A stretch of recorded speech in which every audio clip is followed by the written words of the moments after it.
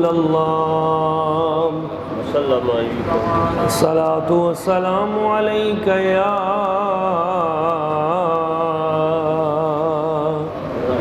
سیدی یا حبیب اللہ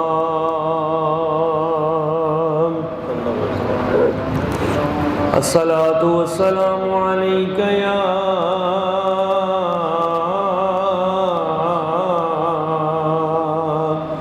رحمۃ للعالمین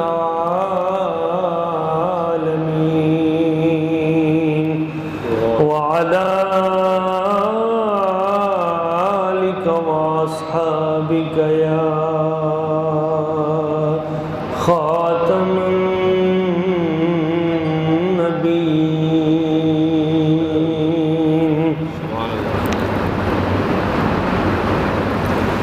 وہ کمال حسن حضور ہے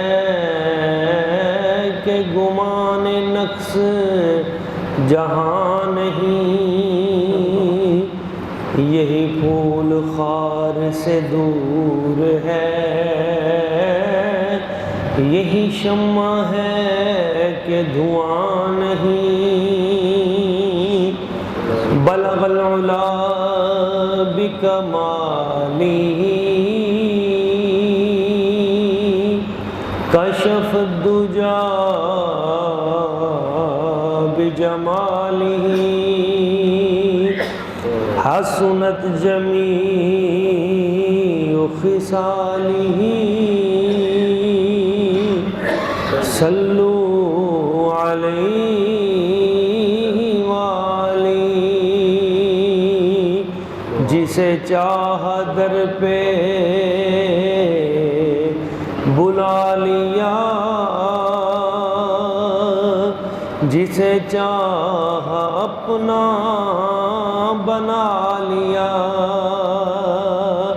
جسے چاہا در پہ بلا لیا،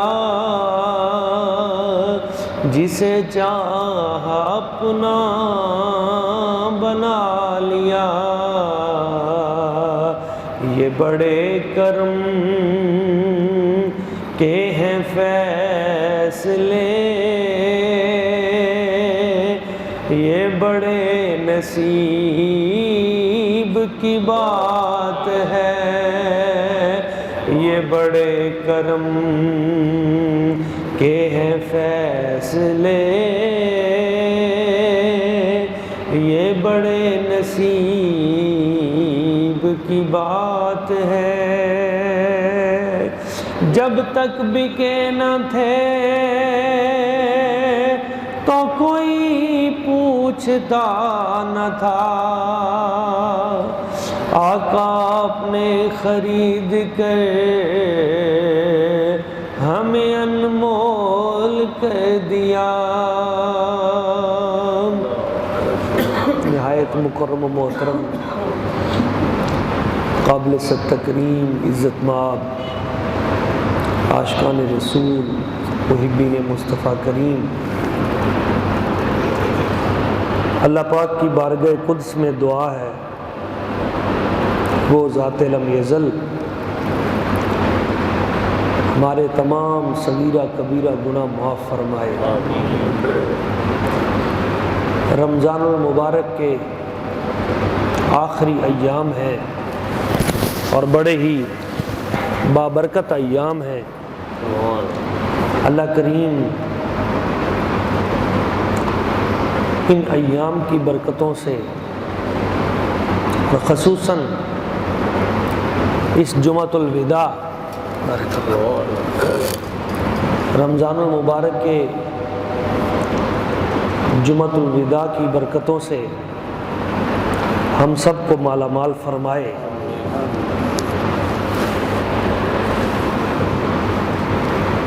دوستو، برکتوں کا یہ سفر، یہ مہینہ اپنے اختتام کو پہنچنے والا ہے اور رب کی رحمتوں کی جو بہار لگی ہوئی ہے اس میں 2-3 دن باقی ہیں۔ اللہ تبارک و تعالیٰ کی ذات و برکات اپنی شایان شان ہم گناہ گاروں کو اپنے حبیب کا صدقہ عطا فرمائے۔ رمضان المبارک کی آخری رات اور آخری دن اور آخری جمعہ یہ بھی بڑی برکتوں کا حامل ہوتا ہے۔ وہ کریم ذات پورا مہینہ جتنے لوگوں کی بخشش و مغفرت فرماتا ہے، تو آخری جمعے والے دن جو آخری جمعہ ہوتا ہے رمضان شریف کا، تو ساری تعداد جمع کر کے اس کے برابر اتنے لوگوں کی ایک دن میں بخشش و مغفرت فرما دیتا ہے۔ اللہ کریم ہمیں بھی ان لوگوں میں شامل فرما دے جو بخشے ہوئے لوگ ہیں، اور نیک متقین کی صحبت عطا فرمائے۔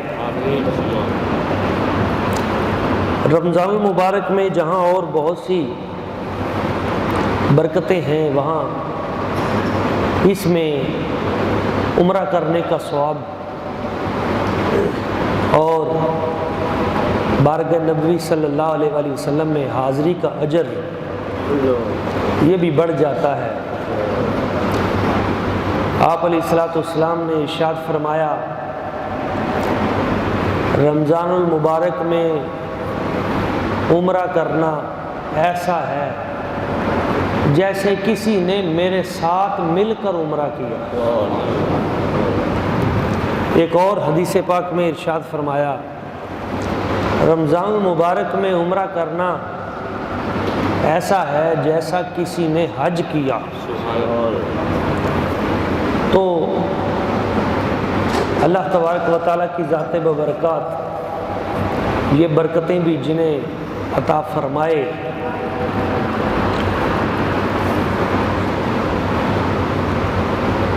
مدینہ طیبہ اور مکہ مکرمہ یہ مسلمانوں کے ٹیوننگ سینٹر ہیں۔ بندہ مومن جب ان مقامات پہ حاضری دیتا ہے تو اللہ کریم اس کے قلب و جگر کی صفائی کر دیتے ہیں۔ اللہ کرے ہمیں بھی یہ برکتیں نصیب ہوں اور ہمارا دل نور علی نور ہو جائے، اور اس دل میں صرف اسی کے جلوے رہیں اور کوئی نظر ہی نہ آئے۔ خانہ کعبہ شریف پہ ایک نگاہ بندے کے پچھلے گناہوں کو ختم کر دیتی ہے، مٹا دیتی ہے، اور حجر اسود کا بوسہ بندے کے پچھلے گناہ معاف فرما دیتا ہے۔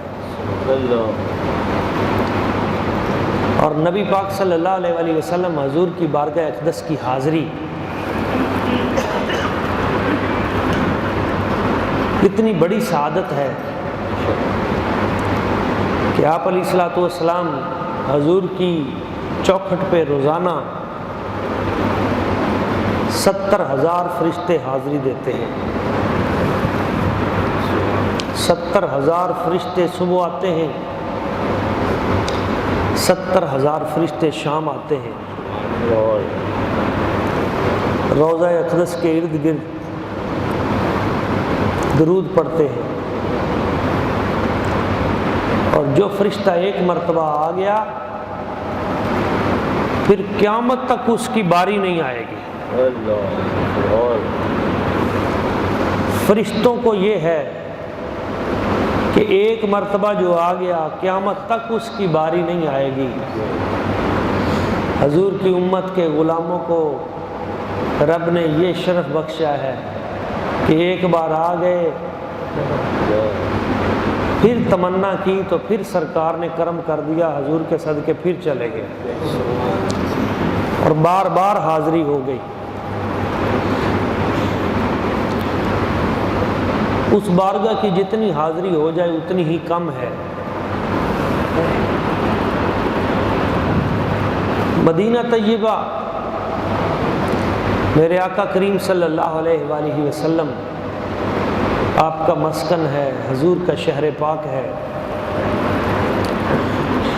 میرے آقا کریم صلی اللہ علیہ وآلہ وسلم نے ارشاد فرمایا، میرا شہر مدینہ وہ ہے جس میں کبھی طاعون داخل نہیں ہوگا اور دجال اس میں نہیں آ سکے گا۔ اللہ کریم نے اس کے چاروں طرف فرشتے کھڑے کر دیے ہیں جو اس شہر کی سیکورٹی پر مامور ہیں۔ وہ فرعون کو، دجال کو اور طاعون کو، دجال اور طاعون ان دونوں کو یہاں داخل نہیں ہونے دیں گے۔ جب آپ علیہ الصلوۃ والسلام نے یہ فرمایا تھا 1450 سال پہلے، تو منافقین کے ذہن میں یہ آیا تھا کہ طاعون تو ہر سال آتا ہے اور کچھ سالوں کے بعد تو جیسے ہی آئے گا تو یہ بات حضور کی وہ غلط ثابت ہو جائے گی۔ مگر آج 1450 سال گزر گئے اور وہ بیماریاں جو دنیا کے چہار اطراف میں پھیلی، ان بیماریوں میں سے بھی کوئی بیماری مدینہ طیبہ کے قریب نہ جا سکی۔ وہ شہر پر نور مدینہ پاک جہاں میرے آقا کریم صلی اللہ علیہ وآلہ وسلم حضور جلوہ گر ہیں، اور میرے آقا کریم صلی اللہ علیہ وآلہ وسلم حضور کے حجرہ مبارک کے ساتھ ریاض الجنہ شریف ہے۔ ایک طرف ریاض الجنہ ہے اور ایک طرف جنت البقیع ہے۔ ادھر بھی جنت ہے، ادھر بھی جنت ہے۔ ریاض الجنہ میں ساری کی ساری ریاض الجنہ ہی برکت والی ہے۔ حضور نے فرمایا جس سے ہو سکے ریاض الجنہ میں آ کے 2 نفل پڑھے، یہ جنت کی کیاری ہے، اس سے کچھ کھا پی لے، یہاں بیٹھ کے اللہ کا ذکر کرے۔ ریاض الجنہ ساری برکت والی ہے، لیکن پوری ریاض الجنہ میں اگر آپ کو کبھی موقع ملے تو سب سے زیادہ اجر و ثواب ریاض الجنہ میں کس جگہ پر نفل پڑھنے کا ہے؟ وہ جگہ ستون حضرت سیدہ عائشہ صدیقہ رضی اللہ عنہ۔ واہ ام المومنین، آپ کے کیا کہنے کہ ریاض الجنہ میں بھی جہاں ستون ابی لبابہ ہے، جہاں ستون حنانہ ہے، جہاں ستون توبہ ہے، ستون حرس ہے، سیکورٹی جہاں پہ استن الوفود ہے، جہاں پہ وفدوں سے حضور ملا کرتے تھے، باہر سے جو وفد آتے تھے تو وہاں پہ حضور ملاقات کیا کرتے تھے۔ ایک وہ ستون ہے جہاں پہ حضور کا چوکیدار تلوار پکڑ کے کھڑا رہتا تھا۔ پھر اللہ کریم کا حکم آیا واللہ یعصمک من الناس، حضور اب یہ چوکیدار ہٹا دیں، اب قیامت تک آپ کا رب آپ کی حفاظت کرتا رہے گا۔ وہ جگہ بھی، وہاں پہ بھی ایک ستون ہے، مگر ان سارے ستونوں میں حضرت عائشہ صدیقہ رضی اللہ تعالیٰ عنہ کا وہ ستون ہے آپ کے نام کا۔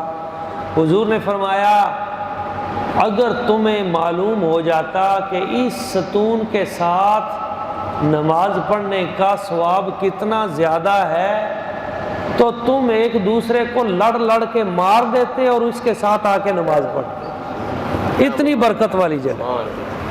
ایک مقام پہ فرمایا اگر تمہیں معلوم ہوتا کہ ستون عائشہ صدیقہ رضی اللہ تعالیٰ عنہ کے ساتھ نماز پڑھنے کا مقام کتنا ہے، نفل پڑھنے کا مقام کتنا ہے، تو تم قرہ اندازی کرتے، اور پھر قرہ اندازی میں جس کا نام آتا وہی پڑھ سکتا، اور اس کے ساتھ پھر وہ روضہ انور ہے جہاں حاضری کی تمنا ہر بندہ مومن کے دل میں ہے۔ اور یہ بھی یاد رکھیے گا، مدینہ طیبہ میں حضور کی بارگاہ میں حاضری کبھی بھی بندہ پیسوں کی وجہ سے نہیں دیتا۔ صوفیاء فرماتے ہیں ایک لسٹ بنتی ہے اور وہ حضور کی بارگاہ میں پیش کی جاتی ہے، ایک روحانی ڈائری حضور کی بارگاہ میں پیش کی جاتی ہے، حضور یہ بندے ہیں جو آپ کی بارگاہ میں حاضری کی تمنا رکھتے ہیں۔ تو میرے آقا کریم صلی اللہ علیہ وسلم اس لسٹ کو ملاحظہ کر کے پھر حضور اپنے قلم مبارک سے اس پر ٹک کا نشان لگاتے ہیں، جس کے نام پہ نشان لگتا ہے پھر اسے ہی وہاں حاضری کی اجازت ملتی ہے۔ اور ہم نے لاکھوں لوگ، ہزاروں ایسے دیکھے جن کے پاس کچھ بھی نہیں تھا مگر حضور کے دست مبارک سے نشان لگا ہوا تھا، کچھ بھی نہیں تھا مگر وہاں پہ حاضری نصیب ہوئی۔ وہاں پہ دو چیزیں ہیں، جتنی زیادہ حضوری ہوگی اتنی اعلیٰ حاضری ہوگی، یعنی جتنی آپ کی توجہ حضور کی بارگاہ کی طرف رہے گی۔ میں کہتا ہوں کہ یہ جو عمرہ ہوتا ہے نا، اس عمرے میں بہت سے سوراخ ہو جاتے ہیں، سوراخ جس سے عمرہ نکل جاتا ہے، ضائع ہو جاتا ہے۔ وہ سوراخ کیا ہے؟ ان سے ہمیں بچنا چاہیے۔ کبھی کسی کو کمرہ نہ ملا، اس نے غصے میں آ کے کوئی سخت بات کہہ دی، کبھی کسی کو کھانا وقت پہ نہ ملا، اس نے وہاں پہ لڑائی جھگڑا شروع کر دیا، گالی دینی شروع کر دی، کبھی کسی کو راستے میں وہاں پہ جو پریشانیاں آتی ہیں کبھی سفر میں، تو دراصل وہ زندگی کی بہت سی پریشانیاں دور کرنے کا راستہ ہوتی ہیں۔ تو جب بندہ کبھی ادھر دیکھتا ہے کہ یہ حبشی جو ہیں یہ یوں کرتے ہیں، یہ سوڈانی یوں کرتے ہیں، فلاں یوں کرتے ہیں، تو وہ عمرے میں سوراخ شروع ہو جاتا ہے اور اس سے عمرہ نکل جاتا ہے، اجر ضائع ہو جاتا ہے۔ وہاں ادھر ادھر نہ دیکھیں اور تجارت کے لیے بھی وہاں نہ جائیں۔ کچھ لوگوں کا مقصد یہ ہوتا ہے اس دکان سے یہ چیز سستی ملے گی، یہاں سے یہ چیز ہے، اور ان کا مقصد ہی مارکیٹنگ ہوتا ہے۔ اور کچھ لوگوں کا صرف یہی تعلق ہوتا ہے کہ میں نے یہاں پہ پکچر ہی بنانی ہے، اور حضور کے روضہ اقدس کے وہ سامنے جہاں فرشتے بھی اتنے ادب سے کھڑے ہیں کہ سوال پیدا نہیں ہوتا، تو وہاں بھی نمود و نمائش سے باز نہیں آتے، یہ روزے کو ضائع کر دیتے ہیں، عبادت کو ضائع کر دیتے ہیں، نمازوں کو ضائع کر دیتے ہیں، عمرے کو ضائع کر دیتے ہیں۔ یہ سوراخ ہیں جن سے یہ چیزیں نکل جاتی ہیں۔ وہ تو جگہ ادب والی ہے، بہت ہی ادب والی۔ ایک آرمی کا آفیسر تھا بہت بڑا، وہ مدینہ طیبہ گیا اور اس نے وہاں بچوں کو دوڑتے دیکھا۔ مسجد نبوی شریف ہے، بچے کھیل رہے ہیں۔ اللہ تعالیٰ آپ کو رمضان شریف میں کبھی یہ سعادت عطا فرمائے اور مدینہ طیبہ مسجد نبوی کی افطاری نصیب فرمائے۔ پوری دنیا میں اس کی کوئی مثال نہیں کہ 5 لاکھ بندہ ایک جگہ پہ بیٹھا ہو اور 5 لاکھ بندے کو ایک ہی وقت میں ہر طرح کا رزق مل رہا ہو، اور 5 منٹ کے اندر اندر وہ افطاری مکمل ہو کر سارے کا سارا دسترخوان سمیٹا جا چکا ہو۔ اور نہ کوئی شور ہو، نہ کوئی آواز ہو، نہ کسی کو کمی ہو، میرے سرکار سب کو کھلا بھی رہے ہیں، پلا بھی رہے ہیں۔ یہاں تو کسی ایک مہمان آ جائے تو لوگوں کی ان کے ماتھے پہ پریشانی بن جاتی ہے، اس مہمان کا ہم کیا کریں گے اور کیسے اس کا یہ سارے کا سارا کھانے پلانے کا کریں گے۔ تو وہ میرے آقا میزبان ہیں، میرے آقا کریم ہیں، گناہگاروں کو، سیاہکاروں کو، بدکاروں کو جو بھی جاتا ہے حضور کے کرم سے خالی نہیں آتا، جو بھی جاتا ہے میرے آقا اس پہ کرم فرماتے ہیں، اس قطار میں جو بھی بیٹھ جاتا ہے میرے سرکار اسے بھی عطا فرما دیتے ہیں۔ اور دنیا کا جو بھی شہر ہو، دنیا کا جو بھی خطہ ہو، کوئی بھی ملک ہو، آپ وہاں جائیں تو آپ وہاں جا کے دیکھیں گے فقیر سخی تلاش کرتا ہے، میں اس سے اپنا کھانا پینا لے لوں، مگر دنیا میں ایک شہر مدینہ طیبہ ایسا ہے جہاں سخی فقیروں کو تلاش کرتے ہیں۔ وہاں میں نے دیکھا مدینہ طیبہ کے لوگوں نے اپنے بچوں کی کیسی تربیت کی، چھوٹے چھوٹے بچے کھڑے ہیں، آپ مسجد نبوی میں عصر کے بعد داخل ہو رہے ہیں تو بچے آپ کا دامن پکڑ کے کہتے ہیں حاجی ادھر ہمارے سفرے پہ آؤ، دوسرا پکڑ کے کہتا ہے ہمارے سفرے پہ آؤ، ایک کہتا ہے ہمارے ساتھ افطاری کرو، ایک پکڑ کے کہتا ہے نہیں ہمارے ساتھ افطاری کرو، ایک چھوٹا سا بچہ پکڑ کے کہتا ہے انا طفل صغیر ورسول اللہ صلی اللہ علیہ وسلم یحب الاطفال، کہ میں ان سب سے چھوٹا ہوں اور حضور زیادہ چھوٹے بچوں سے زیادہ پیار کرتے تھے، آپ میرے ساتھ بیٹھ کے افطاری کریں۔ یہ برکتیں کائنات میں کہیں نہیں ہیں کہ دینے والے تلاش کریں کہ کوئی بندہ مل جائے، یہ صرف مدینہ طیبہ میرے آقا کریم صلی اللہ علیہ وآلہ وسلم حضور کی بارگاہ اقدس ہے۔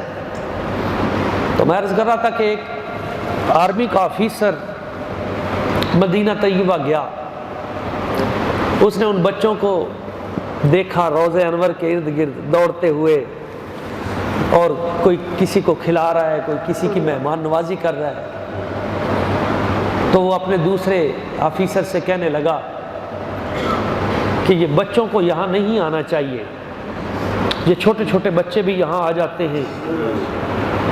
تو اس نے سمجھایا یہ آقا کریم صلی اللہ علیہ وسلم کی بارگاہ ہے، حضور جسے چاہیں گے وہ آ جائے گا، آپ نہ ایسی باتیں کریں۔ مگر چونکہ وہ نظم و ضبط کے بڑے پابند ہوتے ہیں تو ڈسپلن کے حوالے سے وہ پھر کہنے لگا نہیں یہ یہاں پہ ایسے چھوٹے چھوٹے بچوں ان کا نہیں آنا ہونا چاہیے، تو یہ مناسب نہیں ہے۔ تو انہوں نے پھر سمجھایا، لیکن وہ رات کو پھر یہ بات کرنے لگا کہ یہ چھوٹے بچوں کا کیا کام ہے یہاں پہ۔ رات کو سویا تو خواب میں آپ علیہ السلام آپ تشریف لائے اور حضور نے فرمایا کہ اگر تمہیں بچے اچھے نہیں لگتے تو تم میرے شہر سے چلے جاؤ۔ اور سب صبح جب اٹھا تو اسے میسج آ چکا تھا کہ ایمرجنسی بنیاد پر آپ کی چھٹی منسوخ کر دی گئی ہے، تو آج کی فلائٹ سے ہی واپس پاکستان آ جائے۔ یہ روحانی دنیا ہے، ایک مصطفیٰ کریم صلی اللہ علیہ وآلہ وسلم حضور کی بارگاہ اقدس میں۔ اور جو سب سے بڑی چیز ہے جو میں محسوس کرتا ہوں وہ ہے کہ ہمارے ہاں لوگوں کی تربیت نہیں ہے، اس بارگاہ کا ادب اور اس بارگاہ کا احترام، جہاں فرشتوں کو پر مارنے کی مجال نہ ہو، وہاں جا کے آواز اونچی کرنا اور وہاں جا کے آوازیں کسنا۔ ام المومنین سیدہ عائشہ صدیقہ رضی اللہ تعالی عنہا، آپ جب کبھی کسی گھر میں مدینہ طیبہ میں کوئی کیل ٹھونکتا، دیوار کے اندر کیل لگا کے ہتھوڑا مارتا، تو آپ فوری طور پہ اس کے گھر پیغام بھجوا دیتی تھی کہ تیری اس آواز سے نبی پاک صلی اللہ علیہ وسلم حضور کو قبر میں تکلیف ہو رہی ہے، یعنی اتنا شور بھی نہ کرو کیل کو ٹھونکا جائے تو جتنا، اس لیے وہاں پہ تو گاڑیاں بھی وہ ہیں جن کی آواز نہیں ہے اندر صفائی کے لیے، شور نہ کرے۔ میرے رب نے ایسا انتظام کیا ہوا ہے۔ یہ جب سلطان عبدالحمید ریلوے لائن، تو جب مدینہ پاک کے قریب وہ ریلوے لائن آئی تو اس نے کہا کہ یہ جو ریلوے لائن پہ کیل وغیرہ لگاتے ہوئے ہتھوڑا مارتے ہیں تو اپنے اپنے ہتھوڑوں کے اوپر تولیہ رکھیں تاکہ آواز پیدا نہ ہو۔ جب مسجد نبوی شریف کی تعمیر ہوئی تو یہاں سے کئی کلومیٹر باہر مدینہ طیبہ میں، وہاں پہ انہوں نے وہ ساری کی ساری فیکٹریاں وہاں لگائیں کہ ایک اینٹ اس کو بھی اگر آپ نے تراشنا ہے یا توڑنا ہے یا لوہے کو کاٹنا ہے تو یہاں مدینہ طیبہ میں یہ کام نہیں کرنا، مدینہ طیبہ سے 20 کلومیٹر باہر، 20 میل باہر جا کر وہاں جا کے اس کو کاٹ کے لے کے آنا ہے۔ کیوں؟ یہ حضور کا شہر ہے، یہ مدینہ طیبہ ہے۔ تو جب ہم واپس ملتان ایئرپورٹ پہ اترے، راؤ صاحب بھی ہمارے ساتھ تھے، دیگر احباب بھی، تو خبر ملی کہ وہاں پہ ہمارے ہاں کچھ لوگوں نے وہاں پہ بھی جا کے اپنی سیاسی جو اس طرح کی جو انوالومنٹ ہے اور حرکتیں ہیں وہ وہاں پہ بھی شروع کر دی ہیں۔ خدا کے لیے ان پاک مقدس مقامات کو اپنی سیاست کی نظر نہ کریں، انہیں تماشا نہ بنائیں، دنیا میں اسلام کا اور اپنے ملک پاکستان کا چہرہ خراب نہ کریں۔ ادب والی جگہ ہے وہاں، تو قرآن مجید فرقان حمید میں ہے، یا ایھا الذین آمنوا لا ترفعوا اصواتکم فوق صوت النبی، بارگاہ نبوی میں اپنی آواز اونچی نہ کرو۔ ولا تجہروا لہ بالقول، اللہ تعالیٰ فرماتا ہے اس طرح آواز بھی نہ نکالو جیسے تم کجہر بعضکم لبعض، جیسے آپس میں ایک دوسرے سے بات کرتے ہو، میرے حبیب کی بارگاہ میں ایسے بات بھی نہیں کرنی، ایسا لہجہ بھی اختیار نہیں کرنا، ایسا انداز اختیار نہیں کرنا جیسے تم آپس میں بات کر لیتے ہو، نہیں۔ ان تحبط اعمالکم، اگر تم نے ہلکا سا بھی ایسا لہجہ اختیار کیا جیسے تم اپنے گھروں میں اپنے ملکوں میں کر لیتے ہو اور بارگاہ نبوی میں آ کے تمہاری آواز اونچی ہو گئی، تحبط اعمالکم وانتم لا تشعرون، تمہارے سارے کے سارے عمل اس ایک گناہ کی وجہ سے ضائع کر دیے جائیں گے، وانتم لا تشعرون، اور تمہیں اس کا شعور بھی نہیں ہوگا، تمہیں پتہ بھی نہیں چلے گا۔ اور آگے فرمایا ان الذین یغضون اصواتهم عند رسول اللہ، وہ لوگ جو بارگاہ نبوی میں اپنی آوازیں پست رکھتے ہیں، بہت آواز کم رکھتے ہیں، اولئک الذین امتحن اللہ قلوبهم للتقوی، یہی وہ دل ہیں جنہیں اللہ نے تقوی کے لیے چن لیا ہے، جو نبی پاک کی بارگاہ میں اپنی آواز کو پست رکھتے ہیں، کم رکھتے ہیں۔ جب یہ آیت مبارکہ نازل ہوئی تو اس آیت مبارکہ کے نزول کے بعد اگر کبھی نبی پاک صلی اللہ علیہ وآلہ وسلم حضور کو بلانا مقصود ہوتا کہ حضور گھر سے باہر تشریف لائیں، تو سیدنا صدیق اکبر رضی اللہ تعالیٰ عنہ آواز نہیں دیا کرتے تھے، بلکہ حضور کے در اقدس پہ اپنے ناخنوں کے ساتھ دستک دیتے تھے، اپنے ناخن حضور کے در اقدس پہ لگاتے تھے، اور بولتے بھی نہیں تھے صحابہ کرام، سرگوشی کرتے تھے، صرف کان کے اندر بات کرتے تھے۔ ایک شخص کو دیکھا، دو شخص باتیں کر رہے ہیں، آواز تھوڑی سی بلند ہے، تو حضرت عمر پاک رضی اللہ تعالیٰ عنہ، اتنی جلال والی ہستی، آپ نے دیکھا کہ یہ حضور کے روضہ انور کے قریب بات کر رہے ہیں، تو آپ نے وہاں انہیں جھڑکا نہیں، نہ مارا نہ کچھ، بلکہ دور سے ایک کنکر چھوٹی سی اٹھا کر آپ نے آرے سے انہیں مسجد نبوی شریف سے باہر لے گئے۔ باہر میں جا کے آپ نے فرمایا من این انتما، تم دونوں کہاں سے آئے ہو؟ تو انہوں نے کہا جئنا من طائف، ہم طائف سے آئے ہیں۔ فرمایا تم طائف سے آئے ہو، تمہیں ادب نہیں، تمہیں پتہ نہیں بارگاہ نبوی میں کیسے کھڑے ہوتے ہیں، حضور کے مزار اقدس پہ کیسے حاضری دیتے ہیں۔ اگر تم مدینے کے ہوتے تو میں تمہیں قتل کر دیتا۔ تمہارا جو انداز ہے یہاں پہ کھڑے ہونے کا، اور جس طرح تم بات کر رہے اونچی، اگر تم اس جگہ کے ہوتے تو میں تمہارا کچھ اور علاج کرتا۔ تم پہلی بار آئے ہو، میں تمہیں متنبہ کر رہا ہوں، نبی پاک کی بارگاہ میں جانا تو سانس بھی آہستہ لینا۔ یہ ہے بارگاہ نبوی صلی اللہ علیہ وسلم کا ادب اور احترام۔ جن ہستیوں کو فیض ملا انہوں نے وہاں اس طرح ادب کیا۔ وقت کا وزیر تھا جمال الدین موصلی عراق کا، وہ حضور کی بارگاہ اقدس میں گیا تو وزارت چھوڑ کر حضور کی چوکھٹ پہ بیٹھ گیا، اور وہ خلعت اتار دی اور کہا نہیں آج کے بعد میں وزیر نہیں، مجھے ادھر ہی رہنا ہے۔ پھر وزارت چھوڑ دی، ادھر مدینہ طیبہ میں رہا، جھاڑو دیتا رہا، اور جب مرنے لگا، دنیا سے جانے لگا، تو اس نے وصیت کیا لوگوں جب میں فوت ہو جاؤں تو مجھے جنت البقیع میں دفن کر دینا۔ وہ جنت البقیع میرے سرکار نے فرمایا جو جو یہاں دفن ہوگا قیامت والے دن میں اپنی قبر پاک سے نکل کر سب سے پہلے یہاں آؤں گا اور سب سے پہلے ان کی شفاعت کروں گا۔ دعا کریں اللہ تعالی ہمیں وہ برکت بھی عطا فرمائے۔ تو اس بقیع میں کہا میری قبر بنانا، اور قبر بنانے کے بعد میری قبر کے اوپر لکھ دینا وَقَلْبُهُمْ بَاسِطٌ ذِرَاعَيْهِ بِالْوَسِيدِ، قرآن کی یہ آیت لکھ دینا، قرآن مجید کی آیت ہے وَقَلْبُهُمْ بَاسِطٌ ذِرَاعَيْهِ بِالْوَسِيدِ۔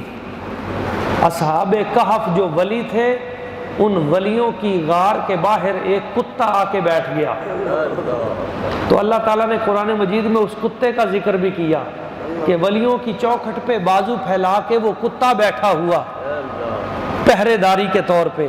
جب کل قیامت کا دن آئے گا ان کلب اصحاب الکہف کان معہم فی الجنہ، اصحاب کہف کا وہ کتا ان ولیوں کی خدمت، عزت، برکت کی وجہ سے، ان کی چوکھٹ پہ بیٹھنے کی وجہ سے اللہ تعالیٰ اسے معاف کر دے گا، وہ بھی ان کے ساتھ جنت میں جائے گا۔ اس نے کہا میری قبر پہ بھی یہ آیت لکھ دینا کہ حضور اگر ولیوں کی چوکھٹ پہ بیٹھنے والا کتا ان کے ساتھ جنت میں جائے گا تو میں آپ کا در کا کتا آپ کی چوکھٹ پہ آ کے فوت ہو گیا ہوں، میری قبر بھی آپ کے دروازے پہ بنی ہے، مجھے بھی قیامت والے دن ساتھ لے جائے۔ یہ ادب کا مقام ہے۔ جو ادب والے لوگ تھے انہوں نے اس طرح ادب کیا، اور حضور کی بارگاہ اقدس میں سانس بھی آہستہ لیا۔ یہ وہ بارگاہ ہے معزز احباب، نبی پاک صلی اللہ علیہ وآلہ وسلم، حضور کی محبت یہ سرمایہ جان ہے، اور یہی سب سے بڑا اعزاز ہے بندہ مومن کے لیے کہ ہم مصطفیٰ کریم صلی اللہ علیہ وآلہ وسلم حضور کے امتی ہیں۔ حضور نہیں ہیں تو پھر کچھ بھی نہیں ہے۔ اللہ کریم کی بارگاہ